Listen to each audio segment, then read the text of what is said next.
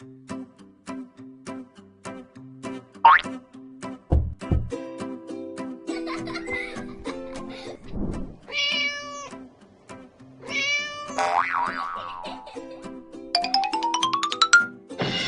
बाबा, आज मी बंटीच्या मांजरीशी खेळलो. मला मांजरीबद्दल काहीतरी सांग बरं. ती कशी होती चिंटू? ती मांजर होती अगदी मांजरीसारखी. बघा, चिंटू मांजरीचे वर्णन करण्यात अडखळत होता आणि ताईंनी आपल्याला भाषा विकास उपक्रम देखील समजावून सांगितले, जे आपण चिंटू सोबत करून पाहू शकतो. हो, ही मुलांचा भाषेमध्ये विकास झाल्यास ते पुढच्या वर्गात सगळ्या विषयांमध्ये चांगली कामगिरी करतात. हा फोटो पहा आणि मला सांग की त्यामध्ये काय चालले आहे. आई, त्यात एक हत्ती आहे.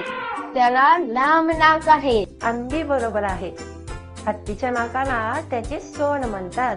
हो आई, हत्ती त्याच्या सोंडेने स्वतःवर पाणी शिंपडून आंघोळ करत आहे. अशा प्रकारे चिंटूचे पालक दररोज 20 मिनिटे बाहेर जाऊ लागले आणि चिंटूला नवीन शब्द, नवीन वाक्य शिकवू लागले आणि हळूहळू चिंटूची भाषा विकसित होऊ लागली.